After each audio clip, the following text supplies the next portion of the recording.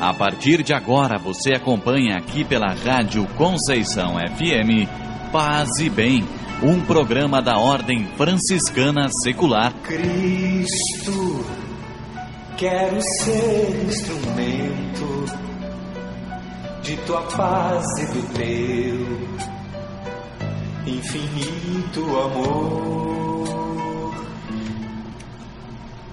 São 20h03, está começando mais um programa Paz e Bem, um programa da Ordem Franciscana Secular, da Fraternidade São Luquezzi Bonadona de Balneário Camboriú.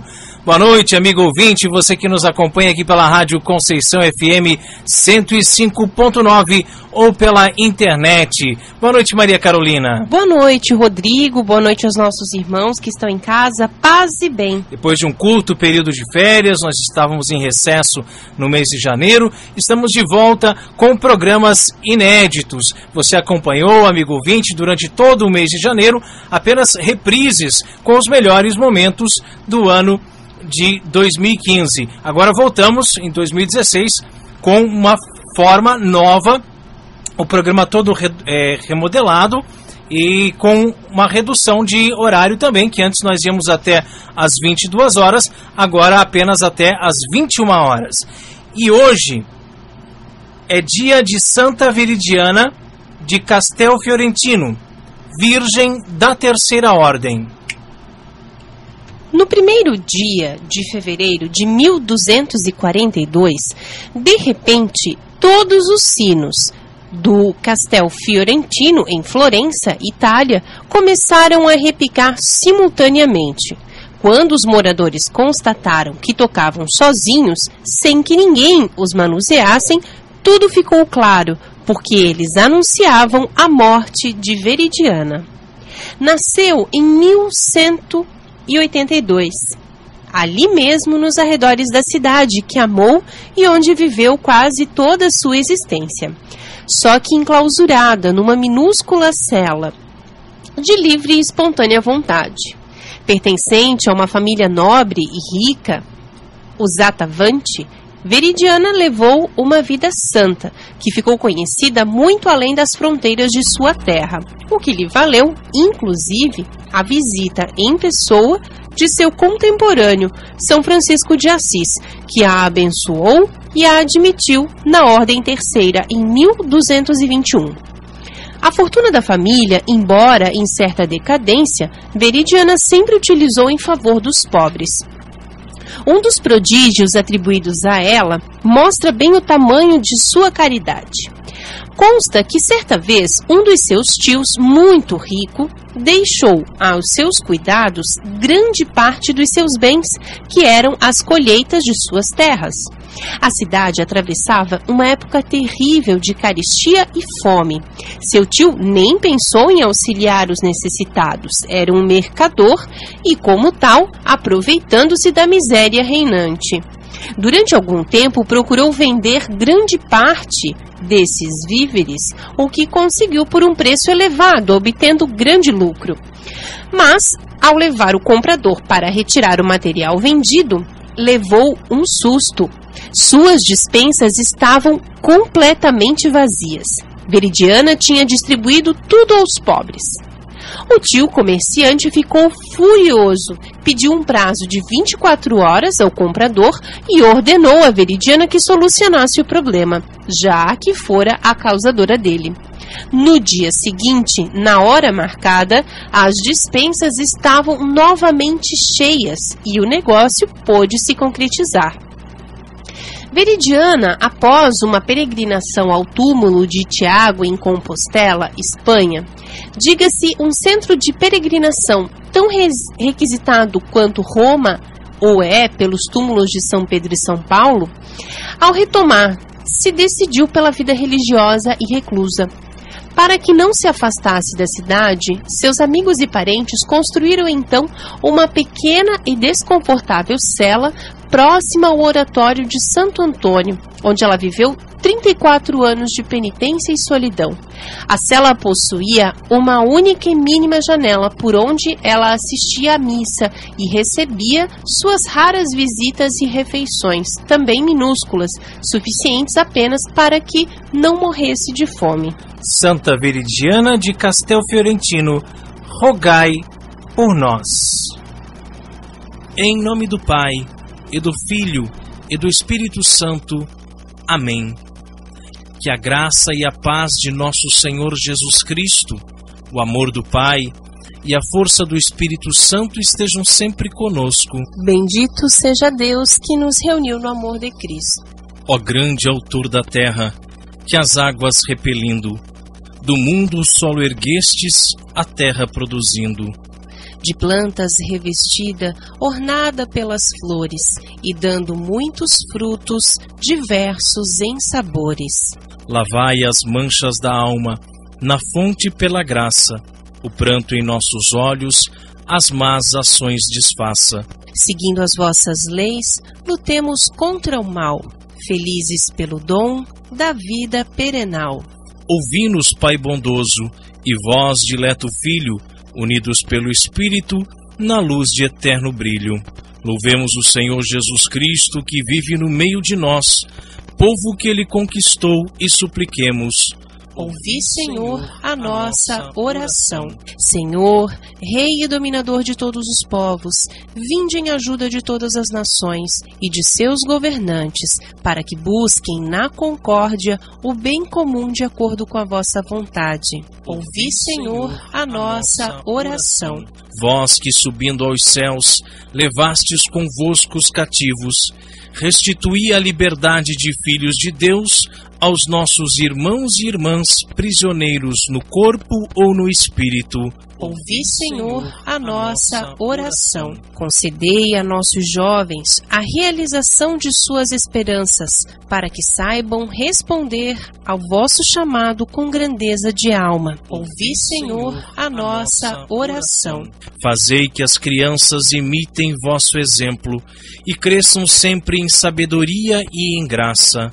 Ouvi, Senhor, a nossa oração. Acolhei os que morreram na glória do vosso reino, onde também nós esperamos reinar convosco para sempre. Ouvi, Senhor, a nossa oração. Pater noster qui es in caeli, sanctificetur nomen tuum, adveniat regnum tuum, fiat voluntas tua sicut in cielo et in terra. Panem nostrum quotidianum da nobis hodie, et dimittes nobis debita nostra, sicut et nos dimittimus debitoribus nostri, et ne nos inducas in tentationem, se libera nos a malo. Amém. Ave Maria, gratia plena, Dominus tecum, benedicta tu in mulieribus, et benedictus fructus ventris tui, Iesus. Sancta Maria, Mater Dei, ora pro nobis peccatoribus, nunc et in hora mortis nostri. Amém. Gloria Patri et Filio et Spiritui Sancto, sicut erat in principio et nunc et semper et in saecula saeculorum. Amém. Oremos. Nós vos damos graças, Senhor Todo-Poderoso, que nos fizestes chegar a esta hora. Aceitai, bondoso, qual sacrifício vespertino, nossas mãos erguidas em oração, que confiantes vos apresentamos. Por nosso Senhor Jesus Cristo, vosso Filho, na unidade do Espírito Santo. Amém. Senhor, fazei de mim um instrumento de vossa paz. Onde houver ódio, que eu leve o amor. Onde houver ofensa, que eu leve o perdão. Onde houver discórdia, que eu leve a união. Onde houver dúvidas, que eu leve a fé. Onde houver erro, que eu leve a verdade. Onde houver desespero, que eu leve a esperança. Onde houver tristeza, que eu leve a alegria. Onde houver trevas, que eu leve a luz. Ó Mestre, fazei que eu procure mais. Consolar que ser consolado. Compreender que ser compreendido. Amar que ser amado. Pois é dando que se recebe. Perdoando que se é perdoado. E é morrendo que se vive para a vida eterna. Amém. Em nome do Pai, e do Filho, e do Espírito Santo. Amém. E a frase de Padre Pio para a noite de hoje. Faça a penitência de meditar com arrependimento nas ofensas feitas a Deus, a penitência de ser constante na prática do bem, a penitência de combater seus defeitos. Amigo ouvinte, Padre Pio nos fala hoje sobre fazer penitência e nos mostra outros tipos de penitências possíveis. Mas, em primeiro lugar, por que devemos fazer penitência? Você já percebeu que a palavra que usamos para designar a cadeia ou prisão, o lugar onde ficam detidas as pessoas que cometeram crimes neste mundo, é justamente penitenciária? Penitenciária é um lugar de pagar penitência. A palavra penitência indica uma pena imposta para pagar por um determinado erro. Os atos mais comuns de penitência são os jejuns, orações, esmolas, vigílias e peregrinações. Devemos fazer penitência para pagar pelos nossos pecados. Quando você peca, se arrepende profundamente, faz o firme propósito de não pecar novamente e procura um sacerdote para se confessar, a igreja perdoa o seu pecado, mas impõe uma pena, uma penitência, um ato de reparação daquele erro cometido. E assim, pagamos pela pena temporal. Se não pagarmos aqui nesta vida, fazendo penitências, deveremos pagar depois, no purgatório, o que de fato é muito pior. Disse-nos Santo Tomás de Aquino que, sendo o pecado um ato desordenado, é evidente que todo o que peca age contra alguma ordem, e é, portanto, decorrência da própria ordem que seja humilhado, e essa humilhação é a pena. O Catecismo da Igreja Católica, quando nos fala sobre penitência, diz que o 4º mandamento, jejuar e abster-se de carne conforme manda a Santa Mãe Igreja, determina os tempos de ascese e penitência que nos preparam para as festas litúrgicas. Contribui para nos fazer adquirir o domínio sobre os nossos instintos e a liberdade de coração. Somos chamados a fazer penitência sempre, mas a Igreja determina momentos específicos do ano litúrgico como dias de penitência. São eles todas as sextas-feiras do ano, isso mesmo, eu disse todas as sextas-feiras, a não ser que uma solenidade caia na sexta, aí não precisa, aí nem deve fazer penitência, né? E tem muita gente, por incrível que pareça, que ainda acha que penitência era só para Sexta-feira Santa, não é mesmo? Enfim, todas as sextas-feiras do ano inteiro e o tempo da Quaresma. Lembrando que durante a Quaresma só não se faz penitência nos domingos, pois afinal, domingo é dia do Senhor, ou seja, todo domingo é Páscoa, todo domingo é um dia solene. E amigo ouvinte, o tempo da Quaresma está chegando. Terça-feira que vem já é terça-feira de Carnaval, e apesar de ser feriado, nós do programa Paz e Bem estaremos aqui firmes e fortes apresentando o programa de rádio para você. Nós não temos esse negócio de folguinha de Carnaval não, né?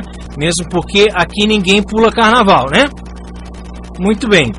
Então, como o tempo da Quaresma está chegando, a Igreja ensina e estimula o católico a praticar o jejum, a oração e a esmola. Essas 3 formas de penitência são um remédio para o combate das doenças espirituais, sendo que o jejum auxilia no combate à gula, a oração no combate ao orgulho e à soberba, e a esmola no combate à avareza.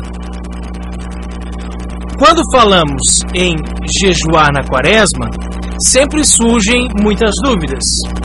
Primeira, qual a diferença entre jejum e abstinência? Muito bem, basicamente, jejuar é ficar sem comer nem beber nada. Sabemos que Jesus jejuou 40 dias no deserto e que nosso seráfico pai Francisco de Assis também costumava fazer longos jejuns, não só ele, mas muitos outros santos também. Não vá você agora querer ficar 40 dias sem comer, sem beber nada, você morre, né? Tá? Então, 3 dias sem beber nada, o ser humano já começa, né, os órgãos já começam a morrer, né? Mas enfim, esse período que nós chamamos de, essa penitência que nós chamamos de jejum, basicamente é não comer, é ficar sem comer, ok?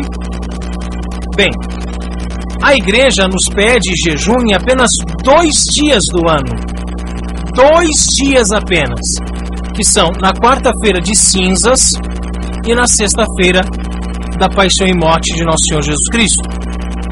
No jejum, o fiel não precisa passar aquele dia inteirinho sem comer, muito menos sem beber nada. Tá? No jejum, o fiel apenas faz uma refeição completa naquele dia. Uma refeição completa. Pode fazer o café da manhã, você pode fazer o almoço, ou você pode fazer o jantar completo. E pode fazer até 2 refeições parciais, refeições menores, porções reduzidas, porções menores daquelas que você está acostumado a comer no dia a dia. Mas também não pode ficar comendo nos intervalos entre uma refeição e outra. Quando a gente fala aqui de jejum, os nutricionistas ficam de cabelo em pé, né? Porque eles aconselham que nós devemos comer de 3 em 3 horas, fazer um belo de um café da manhã, né? Aquele café da manhã de rei, depois de 3 horas comer ali uma fruta, uma barrinha de cereal, alguma coisa nesse sentido, depois um almoço, que é o almoço de príncipe, né, que se fala, depois lá por 3 horas da tarde, de novo ali um belisquinho, uma fruta, né, uma coisinha assim, e à noite o jantar, que daí é o jantar de mendigo, né? Isso para mostrar que o café da manhã é a principal refeição, depois o almoço é um pouco menor e o jantar menor ainda, mas aquela questão de comer de 3 em 3 horas, né? De não ficar longos períodos sem comer. No jejum você esquece isso. No jejum, na quarta-feira de cinzas ou na sexta-feira santa, você escolhe uma refeição, que pode ser o café da manhã, o almoço ou o jantar, para fazê-la completa. 2 outras para fazer bem reduzidas e não vai comer de 3 em 3 horas, vai evitar de ficar beliscando ali entre uma refeição e outra. Agora, quem está obrigado pela lei canônica a jejuar? Estão obrigados à lei do jejum todos os maiores de idade, ou seja, maiores de 18 anos. Jejuar é para maiores de 18 anos, até os 60 anos começados. Então você já completou 60 anos, já não está mais obrigado a jejuar. Porém, nós pais devemos incentivar os nossos filhos a jejuarem, mesmo quando criança, mesmo quando não completaram ainda os 18 anos, né? Você tem filho pequeno, é bom você conversar com ele sobre o jejum, explicar a importância do jejum para a sua salvação pessoal, a importância do jejum para o seu controle dos seus instintos pessoais, a importância do jejum para a salvação da sua alma e também das almas do purgatório. Então, mesmo que o seu filho não tenha 18 anos ainda, é aconselhável, ele não é obrigado, mas é aconselhável que ele já faça o jejum na quarta-feira de cinzas e o jejum da sexta-feira santa. Já em relação à abstinência, a abstinência não é jejum, as pessoas confundem, né? A expressão abster-se de algo significa privar-se deste algo, deixar de fazer alguma coisa. Então muitas vezes você tem o hábito de fazer constantemente determinada coisa e você diz assim, não, hoje eu não vou fazer isso, hoje eu vou me abster, hoje eu vou me privar desta coisa. Isso é uma abstinência. E aqui a gente pode chamar a atenção, por exemplo, dos chocolatras, né? Aquelas pessoas que comem chocolate o tempo todo. Seria uma ótima abstinência ficar sem comer chocolate. Aquela pessoa que no escritório, né, a cada 10, 15 minutos está lá tomando um cafezinho. Tá? Já virou um vício, né? Tomar aquele cafezinho. Então vai abster-se do cafezinho. Então vai fazer uma abstinência. E assim nós poderíamos citar a abstinência da bebida alcoólica, a abstinência do fumo, né? Uma série de coisas que nós poderíamos nos abster. Até mesmo abster-se de um passeio, abster-se de ver televisão, né? A abstinência sexual, enfim. Abster-se é você ficar sem fazer alguma coisa. Logicamente, para essa abstinência ela ter algum valor, creio eu, que é uma coisa que você gosta muito de fazer, né? Hoje eu vou me abster de comer cebola, mas eu odeio cebola, né? Eu detesto cebola, não posso nem ver cebola na minha frente. Aí eu estou sendo hipócrita, né? Vou dizer, vou me abster de cebola se eu já não como cebola.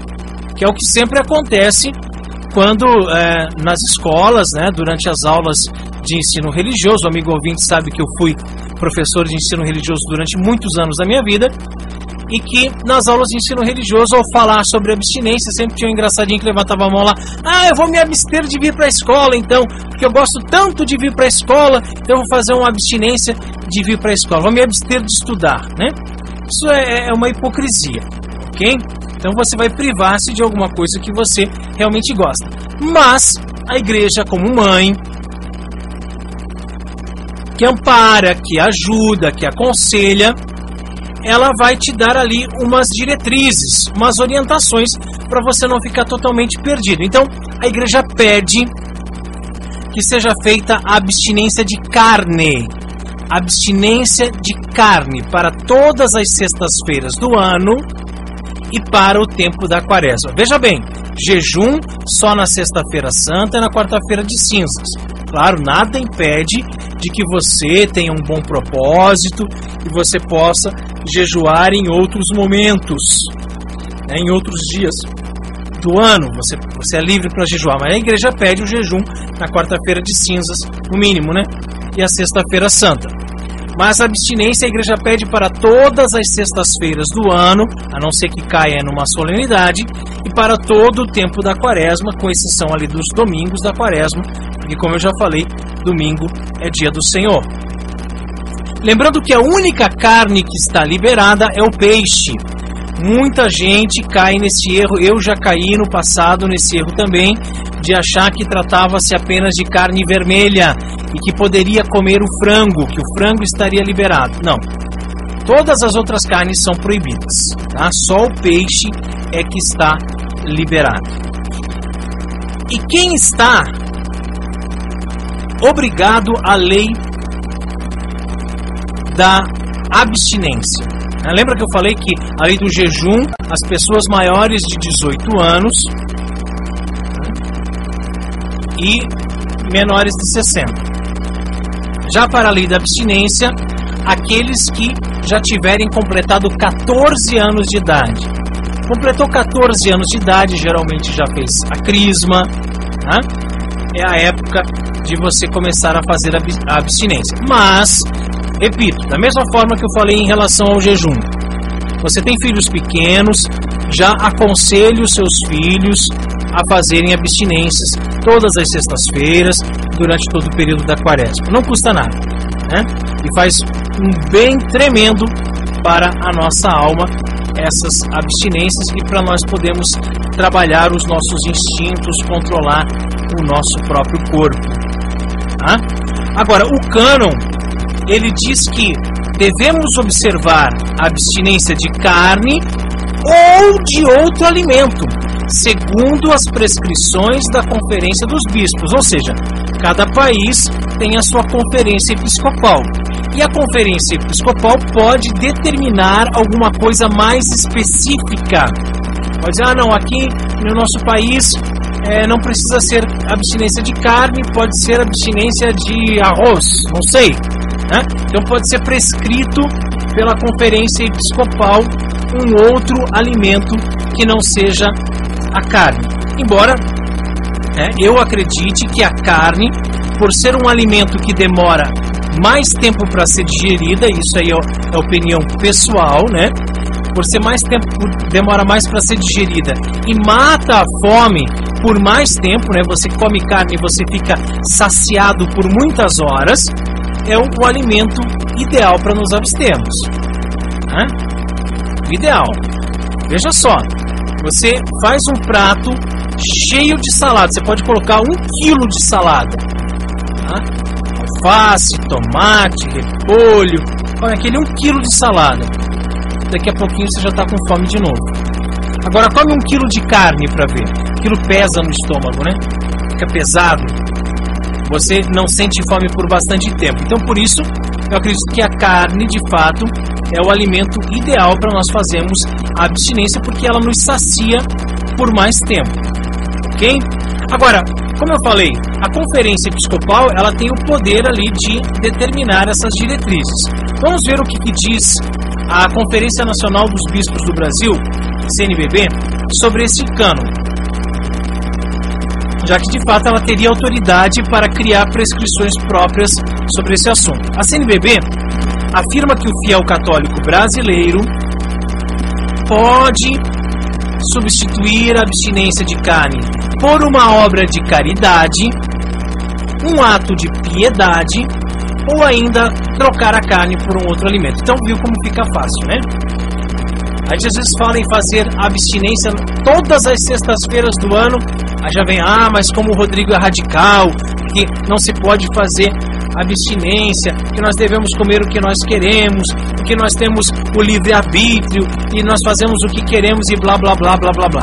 Não, a igreja pede a abstinência de carne, mas a CNBB ela abre esse leque, te deixa com a possibilidade de trocar a carne por um outro alimento ou ainda trocar por uma obra de piedade, de caridade ou um ato de piedade. Aí fica fácil demais, não é mesmo? Não tem desculpa para não fazer penitência. E nós precisamos fazer penitência. Os grandes santos da igreja, São Francisco de Assis fazia penitência todo dia, batia no peito, minha culpa, minha máxima culpa. Se você acha que não precisa fazer penitência, se você acha que você já é santo, meu irmão, minha irmã, alguma coisa aí está errado. E ainda mais, amigo ouvinte, quando nós temos a plena consciência de o quanto a penitência faz bem para nós mesmos e ainda pode ser oferecida pelas almas do purgatório. Mas Padre Pio, na frase de hoje, ele vai um pouco mais além. Ele fala em penitência de meditar com arrependimento nas ofensas feitas a Deus. E quantas vezes que nós ofendemos a Deus, não é mesmo? Praticamente todos os dias, né? Será que quando deixamos de comer carne nas sextas-feiras ou na quaresma, nós não estamos apenas fazendo um ato mecânico, apenas cumprindo um preceito? Padre Pio diz que devemos meditar, pensar sobre nossos erros, pensar sobre os nossos pecados e pensar com arrependimento, chorar amargamente nossas culpas por termos ofendido a Deus e fazer o firme propósito de não mais fazer o mal. Mas não só deixar de fazer o mal, como fazer o bem, ou seja, a prática da caridade. Padre Pio chama de a penitência de ser constante na prática do bem. Constante na prática do bem, ser constante, não desistir, aconteça o que acontecer, fazer o bem sempre, pagar o mal com o bem, ser bom sempre, caridoso sempre, não importa porquê, não importa como, não importa os motivos, seja sempre bom, faça sempre o bem. Isso é uma forma de fazermos caridade. E por fim, Padre Pio fala sobre a penitência de combater nossos defeitos. Como é difícil, não é mesmo? É muito mais fácil dizer: ah, eu sou assim mesmo, quem gostar de mim tem que me aceitar como eu sou, do que olhar no mais profundo do espelho da alma e reconhecer nossos defeitos. E não só reconhecê-los, mas combatê-los. Ir contra aquilo que parece que é a sua natureza, mas de fato não é. É uma natureza afetada pelo pecado. E tentar superar, tentar derrotar. É uma luta interior muito grande. Você lutando com você mesmo para ser uma pessoa melhor, para ser um ser humano todo de Deus. Que assim seja. Amém. Paz e bem.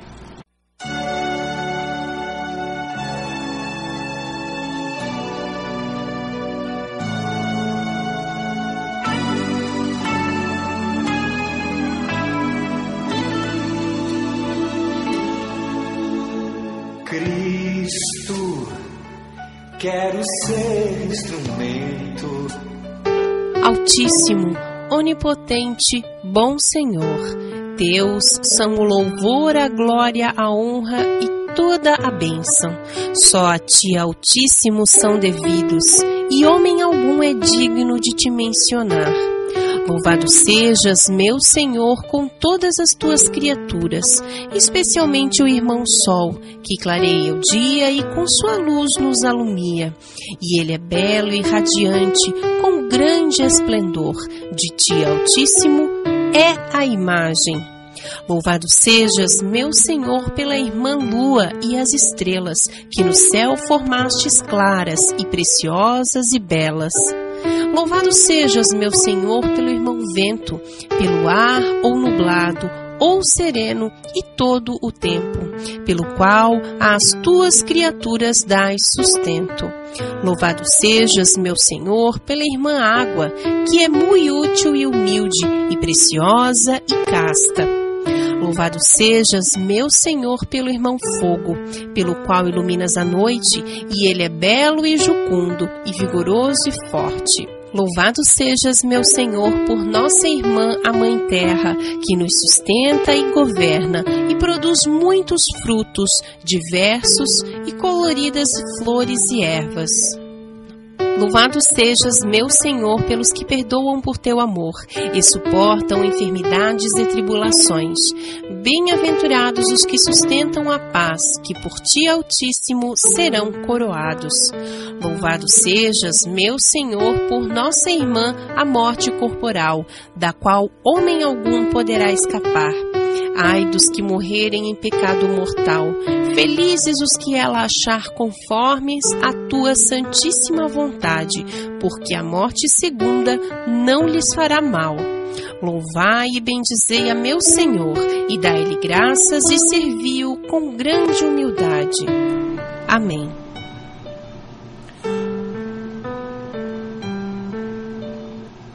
O irmão Mosca. Na época de Francisco de Assis, havia muitos mendicantes e penitentes. A ordem dos frades menores sempre teve esta característica, de pedir esmolas e fazer penitência. Nosso seráfico pai, São Francisco de Assis, fazia questão de que os frades saíssem para pedir esmolas, moldando assim o orgulho e a vaidade deles. E sempre os exortava a não se envergonharem da pobreza, pois Jesus também era pobre. Francisco costumava dizer que ao pedir esmolas, os frades estariam garantindo a sua herança celestial. E dizia também que os frades não podiam se envergonhar de pedir esmolas, pois muito mais o Filho de Deus havia feito por eles. Você pode se perguntar, afinal, por que os frades não trabalhavam? Por que, ao invés de trabalhar, pediam esmolas? Não é bem assim. Os frades trabalhavam sim, e trabalhavam muito, em casa, nos afazeres da casa, na horta e etc. Mas eles não desenvolviam nenhuma atividade lucrativa, como monges de um nobre mosteiro, simplesmente porque Francisco repugnava o dinheiro. Eles até podiam comer verduras que plantaram na horta, mas não poderiam ter, por exemplo, criações como galinhas, porcos e gado, pois eles não podiam possuir nada de próprio. Por isso mesmo que saíam para esmolar. E é sempre bom lembrar que não podiam aceitar a esmola em dinheiro. Seria mais prático, não é mesmo? Receberiam em dinheiro e passariam no mercado para comprar comida. Mas não era esse o objetivo do santo. Ele queria que os frades esmolassem, se humilhassem por um pedaço de pão. E assim sendo, eles ganhavam restos de comida, pão velho, amanhecido, e se alegravam muito com isso. Não comiam sozinhos. Não eram egoístas, não funcionava assim. Ao invés de cada um comer o que conseguiu, cada um levava as suas esmolas para serem repartidas entre todos. Eu, às vezes, fico me perguntando o que será que os frades menores comem hoje em dia? Eu nunca vi um frade de nossas paróquias sair para pedir esmolas, você já viu? Mas, enfim... Conta-se que havia um frade que só comia, mas não saía para pedir esmolas. Você conhece alguém assim? Alguém que não faz nada, que não ajuda em nada e só quer colher os frutos do trabalho alheio? Será que tem alguém assim na sua casa, na sua empresa, na sua paróquia, no seu movimento ou pastoral? Ou será que esse alguém é você mesmo? São Francisco chamou este frade de irmão mosca. E o comparou com o zangão, que não trabalha, mas é o primeiro a comer o mel. Quantos irmãos mosca nós conhecemos, não é mesmo? Pessoas que estão muito ocupadas em não fazer nada. Como já dizia São Paulo, quem não quer trabalhar também não coma. Você já parou para pensar que às vezes nós temos irmãos mosca dentro da nossa própria casa? A mulher, mãe de família, dona de casa, lava, passa, cozinha, limpa a casa, lava a louça, faz tudo sozinha e os demais moradores da casa só sujam e não são capazes de lavar um garfo sequer. Quantos irmãos mosca? Desculpe a expressão chula, mas é verdade. A mosca vive na merda.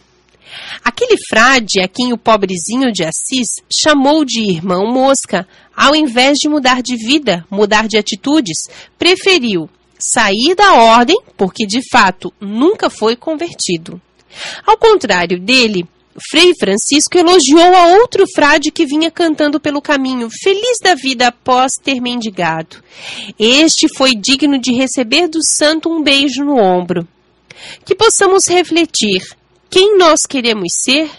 O frade que faz seu serviço, que cumpre a sua obrigação, mas faz tudo com alegria, cantando e louvando a Deus? Ou um irmão mosca que quer ficar sem fazer nada e se aproveitar dos outros irmãos? Que assim seja. Amém. Paz e bem. E este belíssimo texto que nós acabamos de ouvir faz parte da obra do nosso irmão Rodrigo Raimann. Onipotente, eterno, justo e misericordioso Deus, dai a nós, miseráveis, fazer por vós mesmo o que sabemos que vós quereis, e sempre querer o que vos apraz, para que interiormente purificados, interiormente iluminados e acesos no fogo do Santo Espírito, possamos seguir os vestígios de vosso dileto Filho, nosso Senhor Jesus Cristo, e chegar só por vossa graça a vós, Altíssimo, que na Trindade perfeita e na unidade simples, viveis e reinais, e sois glorificado Deus Onipotente, por todos os séculos dos séculos. Amém. Fontes franciscanas.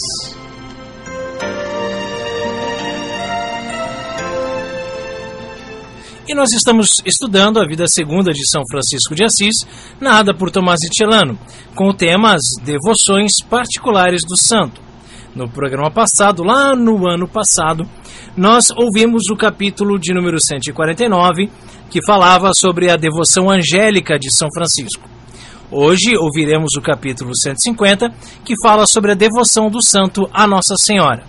O capítulo 150, então, tem como título Devoção a Nossa Senhora, a quem consagra particularmente a ordem. Tinha um amor indizível à mãe de Jesus, porque fez nosso irmão o Senhor da Majestade. Consagrava-lhe louvores especiais, orações, afetos, tantos e tais, que uma língua humana nem pode contar. Mas o que mais nos alegra é que a constituiu advogada da ordem e, à sua proteção e guia, confiou até o fim os filhos que ia deixar. Ó advogada dos pobres, cumpre conosco o teu ofício protetor por todo o tempo que foi predeterminado pelo Pai. Amigo ouvinte, Francisco de Assis, nosso angélico Pai, tinha muitas devoções, mas tinha um amor indizível à mãe de Jesus. A palavra indizível significa algo que não se pode ou não se deve ser traduzido em palavras. Ou seja, intraduzível, a gente não pode dizer, indizível. Algo que foge ao esperado, ao comum, ou seja, algo extraordinário. De fato, não podemos traduzir em palavras o amor que São Francisco tinha por Nossa Senhora. Podemos dizer que muitos séculos antes de São Luís Maria Grignon de Montfort, Francisco de Assis já era totus tus, e sem precisar usar uma correntinha para ficar se exibindo por aí não. Ele era escravo de Maria em sua essência. A expressão do latim totus tus significa todo teu, ou seja, todo de Maria. Essa expressão ficou mais conhecida porque foi o lema do pontificado do Papa João Paulo II, agora São João Paulo II. Ele usou essas palavras como lema por causa de sua particular devoção e consagração à Virgem Maria. Porém, a expressão totus tus tem sua origem nos escritos de São Luís Maria Grignon de Montfort e significa a consagração total à Virgem Maria.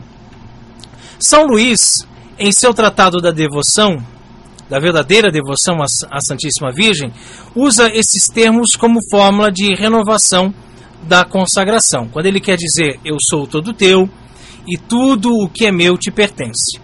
E o santo recomenda que se renove essa consagração pelo menos uma vez por ano.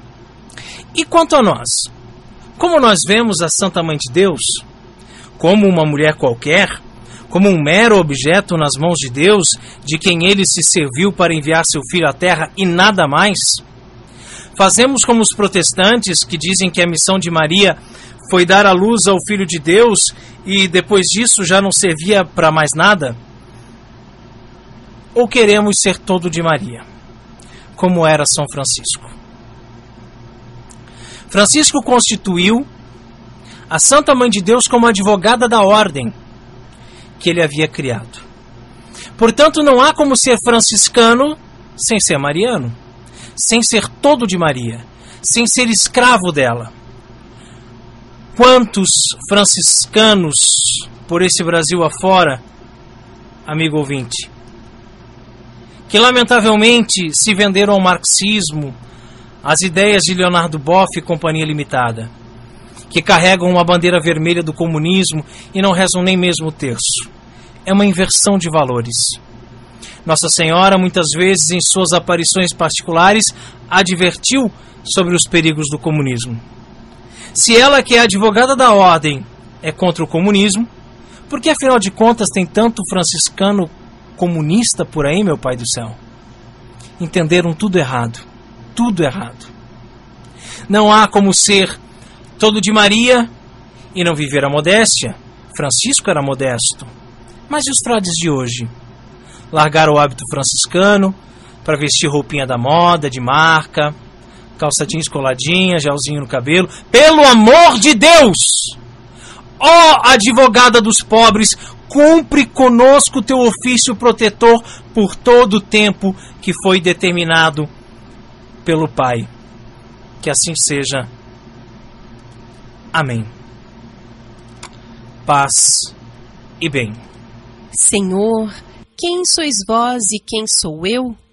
Vós, o Altíssimo Senhor do céu e da terra, e eu, um miserável vermezinho, vosso ínfimo servo. Grande e magnífico Deus, meu Senhor Jesus Cristo, iluminai o meu espírito e dissipai as trevas de minha alma. Dai-me uma fé íntegra, uma esperança firme e uma caridade perfeita. Concedei, meu Deus, que eu vos conheça muito, para poder agir sempre de acordo com a vossa santíssima vontade. Absorvei, Senhor, eu vos suplico, o meu espírito, e pela suave e ardente força de vosso amor, desafeiçoai-me de todas as coisas que debaixo do céu existem, a fim de que eu possa morrer por vosso amor, ó Deus, que por meu amor vos dignastes morrer. Amém. Primeiro dia. Estou começando a enxergar uma luz no fundo do túnel, onde houver trevas, que eu leve a luz. Em nome do Pai, e do Filho, e do Espírito Santo. Amém. Bendito seja Deus que nos reuniu no amor de Cristo. A palavra de Deus. Fala, Senhor, que teu servo escuta. Lâmpada para meus passos é tua palavra e luz do meu caminho. O exemplo do santo. Um dia, Francisco estava rezando na igreja de São Damião, quando ouviu uma voz que o chamava.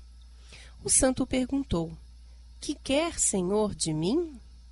E a mesma voz respondeu: "Francisco, vai e repara a minha casa que está para ruir." No momento, Francisco pensou que se tratasse da igrejinha em que se encontrava. Mas, durante as meditações, Deus lhe esclareceu o que ele queria: que a Igreja Católica voltasse a viver à risca do Evangelho. E Francisco, antes de pregar para os outros, começou a dar exemplo de uma vida simples, desapegada dos bens terrenos, espalhando o amor e construindo a fraternidade. Peçamos a Deus que nos torne instrumentos de sua paz e nos ajude a reconstruir as amizades abaladas pelo nosso egoísmo. Oração do dia. Ó admirável São Francisco, vós que na primavera de vossa vida fostes um jovem sonhador, ansioso por feitos gloriosos, e levastes uma vida sem compromissos sérios, mas, vendo por uma luz divina a vaidade das coisas do mundo, vos entregastes ao serviço de Deus e dos irmãos desamparados. Fazei que nossas crianças sejam amparadas e livres das mãos impuras e violentas. Protegei os jovens e fracos, livrando-os do flagelo das drogas e da depravação do sexo, e indicai a todos o caminho da salvação. Oremos. Ó Pai, nosso Deus e nosso tudo, vós que inspirastes São Francisco de Assis, nosso irmão universal, ao amor forte, humilde e cordato para com todas as criaturas, fazei que possamos imitar suas virtudes e viver na simplicidade evangélica. Como ele, seguindo os passos de vosso amado Filho Jesus, sejamos construtores da paz e anunciadores do vosso Evangelho, espalhando pelo mundo a chama do vosso amor. Suplicamo-vos ainda muito humildemente e pela intercessão de São Francisco, vosso fiel servidor, conceder-nos a graça de que nessa hora ardentemente necessitamos. Por Cristo nosso Senhor. Amém. Pai nosso que estais nos céus, santificado seja o vosso nome. Venha a nós o vosso reino, seja feita a vossa vontade, assim na terra como no céu. O pão nosso de cada dia nos dai hoje. Perdoai-nos as nossas ofensas, assim como nós perdoamos a quem nos tem ofendido. E não nos deixeis cair em tentação, mas livrai-nos do mal. Amém. Ave Maria, cheia de graça, o Senhor é convosco. Bendita sois vós entre as mulheres, e bendito é o fruto de vosso ventre, Jesus. Santa Maria, Mãe de Deus, rogai por nós, pecadores, agora e na hora de nossa morte. Amém. Glória ao Pai, ao Filho e ao Espírito Santo, como era no princípio, agora e sempre, por todos os séculos dos séculos. Amém. São Francisco de Assis, rogai por nós. O Senhor vos abençoe e vos guarde. Mostre-vos a sua face e tenha misericórdia de vós. Volte para vós o seu rosto e vos dê a paz. Em nome do Pai, e do Filho, e do Espírito Santo. Amém.